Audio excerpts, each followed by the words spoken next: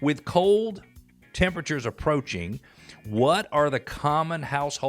What are the common insects that actually choose to come into our homes for shelter and warmth and I'm sure food? Insects need food. Wintertime's coming around, temperatures are getting colder, but you're still gonna see those bugs inside your home. So they're actually, coming that way to seek warmth. And 3 of them, we'll talk about 3 today. 1 is roaches. 2 is this brown marmorated stink bug, and 3 is going to be ants. How does an insect know there's warmth in the house? Can they feel it because the structure itself is warmer than the outside, and they go to warm? Like I wouldn't know. I mean, I guess I could walk around touching things till I found something that was warmer. How do they know? Yeah, they're very intelligent creatures in a different way than humans are. They can sense warmth. They sense food, and that's why you have certain insects in certain regions, because they have migrated towards those areas where their needs will be met. So roaches, the most common you're going to see in Georgia, and I have 3 here: the smoky brown, the American cockroach, and the dreaded German cockroaches.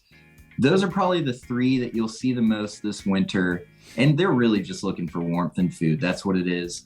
They're tree dwelling, the smoky brown and American, so they live in trees. What they do is they hop onto your roof and they come through a gap on your roof line, and they cuddle up, nuzzle up, whatever, get warm in your insulation up there. And then you might find them rummaging around for food. So it's pretty easy to tell the difference between the German and all the other ones, but the other ones can kind of vary in small little ways. Okay. So the German is just a smaller cockroach. Okay. And the reason it's dreaded is because they're very hard to get rid of. They breed very fast, and they mostly spend their time indoors inside your house. They do not really like living outside. Stink bugs have a kind of almost a shield shape. They have like a speckling gray, brown, white. They're called stink bugs because if you smush them, they release a smell. Oh, they do? It's not a pleasant smell. Not a pleasant smell. What is the most common type of ant in this area? I knew you were going to ask that. So the common that I see the most is called the odorous house ant, and it just looks like your regular black small ant. It's almost similar to a sugar ant. These guys, what they do, and all year they're outside running around building their nest. When winter hits, if they don't find shelter that is warm enough for them to metabolize, which is just processed food, right? They kind of freeze into almost like an ant ball, if you've ever seen that. You mean they all freeze together into a big ant ball?